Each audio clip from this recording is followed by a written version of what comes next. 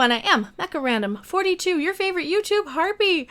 We got a little bit of news about the Picard series, and I can confirm that they did say more of the same at Star Trek Las Vegas. CBS exec confirms that Star Trek Picard will be a hybrid of Discovery and the Next Generation.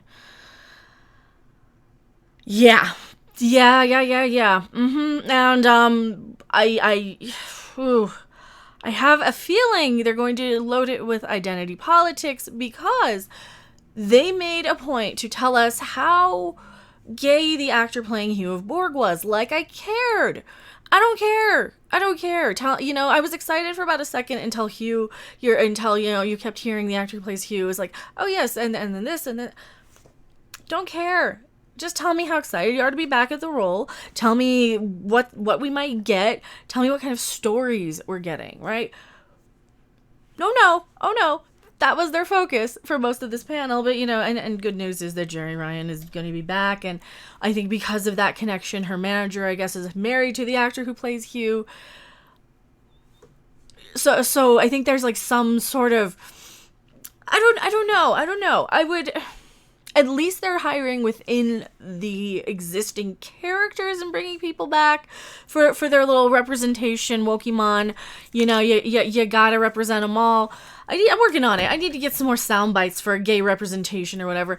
They did ask, somebody did ask the actor who plays Hugh on Picard if Hugh will actually be gay as well. I don't care. Unless it's some storyline where they have to protect, save, whatever, some spouse.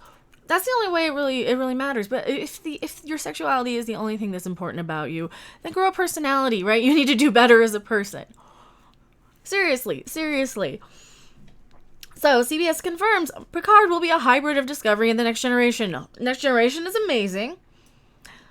Discovery needs it's dog shit. It's just dog shit. I mean, some of the actors are great on there. The acting is usually pretty damn good. It's usually pretty spot on. They seem to be awesome people for the most part. Most of the actors, like Doug Jones, seems so amazing. Mary Weissman seems like such a sweetie. The bridge crew. I gotta go over that bridge crew panel for Discovery. It's the writing. It's the lighting. It's the message. We need this hopeful, optimistic look at the future, and we need to go out there and discover and work together and learn what it means to be a society. None of this at each other's throats crap. But here we go. A CBS exec confirmed the upcoming Star Trek Picard show, starring Sir Patrick Stewart, will be a hybrid of Discovery and Next Gen. As reported by Trek Movie, at the Television Critics Association, CBS EVP of Original Content, Julie McNamara, revealed how Picard will be a hybrid of Discovery and TNG. McNamara first revealed how the production size, scope is similar to Discovery. This is exactly the opposite of what Alex Kurtzman said it would be, and I know that he's not showrunner anymore, but he said Picard will be more cerebral. We don't want this huge theatrical scope. We want like a cerebral TV show. Unless they can pull this off without just going completely special and visual effects heavy. I would say that it is in production, sort of size and scope. Probably more similar to Discovery. As many might remember, Star Trek Next Generation was a syndicated show, which was really not expensive to make at the time. So it seems CBS is flat out saying Picard was given a massive amount of support, financially speaking, as compared to when Star Trek TNG was being filmed. Yeah, and one of the other things at the panels that actually Jonathan Frakes had stated, they went out of their way to again push this message that TNG was hated by people. Go check out all of my videos that I've made on that. I think I do have all the links to the articles up where they do say, no, we were taking out of context. We were skeptical of TNG being, different and, having new cast. And that's all it really was. And that they were more concerned with Star Trek V, and that was the actual body of the article. And that was what they were being questioned about for the most part. But people over the last 20 years, they've found that and have taken that out of context to say that season 1 and 2 of TNG were bad. And people have it in their heads that season 1 and 2 of TNG were bad. And I say season 1 and 2 of TNG were no worse than season 7 when Dr. Crusher got, did the giggity with a ghost. Her grandmother's lover. Yeah, her... Weird. My point is that the quality was pretty solid even back then, though. You had some amazing Q episodes. So for that narrative to be out there, and Jonathan Frakes still pushed that out there, and he's like, well, and they use this to make a point. Remember how hated TNG was, and well, we're going into Picard with a lot of people with full support. People want to like this. People want to like this. Yeah, people want to like this. Don't screw it up. We want good Picard. You have no idea how ecstatic I would be if Picard is amazing. I want it to be good. I really want it to be good. If you're just going to give me the same crap that we got in Discovery and now drag in Jean-Luc Picard and Seven of Nine and Hugh of Borg and Data probably for a split second. Because we also got out of the convention that, Data is only going to be in like an episode and Jerry Ryan is going to be in many, many more.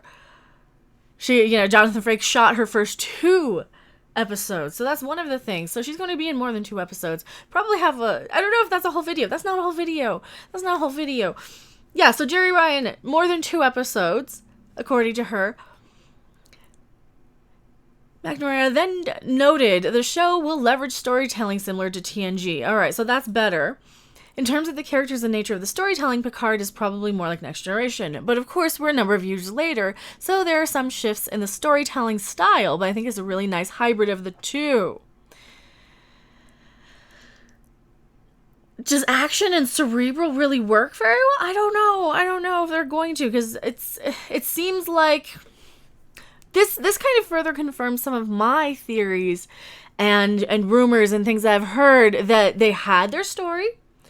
They had their action-y thing, and then people freaked out. They saw a test screening. Now, this part is just speculation. This is just what I've heard. They had their test screening, allegedly, and people flipped the crap out, and then they brought in what Brian Fuller had written, allegedly, and taken all his plot points with the Borg and Data and Seven of Nine. So we have a hybrid of 2 different shows. We had the show that they were trying to make, which was very much like Discovery, and then we have this new one that they brought in after allegedly stealing the idea from Brian Fuller. Go watch the Midnight's Edge video on that with Mr. Robert Meyer Burnett retelling his account of what Brian Fuller told him. And Brian Fuller, as you guys know, who watch my channel, was the main guy on Discovery. He was the writer, creator, until he got ousted. And now we got the Kurtzman stuff, and oh Lord. This is good news since many of the storytelling... I don't know if it is. I don't know. And, I like bounding into comics. They're great. I don't know if it's good news. Since, for many, the storytelling of Next Generation is what made the show. Actually, the characters really made the show, too. So, characters and storytelling, sure. I liked a lot of the interactions, I liked Worf coming up, and he's like, I am not a merry man. Actually, don't I have that on my soundboard? I think I do. I probably do. And I turned off my sound so you can't hear it. The show had a deep and rich storytelling that is still quoted today. For example, I don't know what for example. For example, the 15th episode of the 6th season of TNG, titled Tapestry, sees Q decide to teach Picard a lesson after the captain has a near-death experience. Picard takes the opportunity to change his past involving a bar fight he had with a pair of alien Nausicaans. See, this is what? Season 6. Picard believed that with his current knowledge and experience, his younger self would be better off not getting into the bar fight. However, when he returns to the present, he realizes that he never reached the rank of captain because he was unwilling to take any real risks. By the end of the episode, Picard asks Q to return him to the past and ensure that he gets into the bar fight. He then understands the choices he makes forms his whole.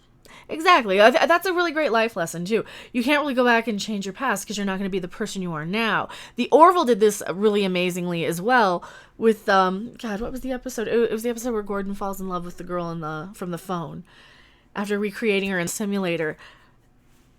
It's the same type of story, and this is why we love the Orville, because it's pretty much the same type of story. If he attempts to unravel just one of them, it can undo the entire tapestry. Star Trek Picard taking place in the future was confirmed when they released the first teaser trailer indicating Picard had retired. but Starfleet was looking to bring him back into the fold. The show will not only see the return of Sir Patrick Stewart as Picard, but Brent Spiner and Data and blah, blah, blah, blah, blah. We know all this. So, my fear is that we're going to get the Picard show, and it's going to be 2 shows. It's going to be this mismatch of shows that don't blend together because they couldn't really figure out what they were doing. That's my fear, and I think that I might be right. Oh, because I'm always right. Anyway, tell me what you guys think in the comment section below. I am Mecha Random. Why it always sounds like I'm saying Mega. I'm Mecha Random 42, your favorite YouTube harpy, and I will see you on the next video, live stream, or wherever. Loads more stuff coming out of Star Trek Life Las Vegas. Bye! Thanks for watching. If you liked it, make sure to hit that like button. And if you want to see more, don't forget to subscribe. See you in the next video. Bye!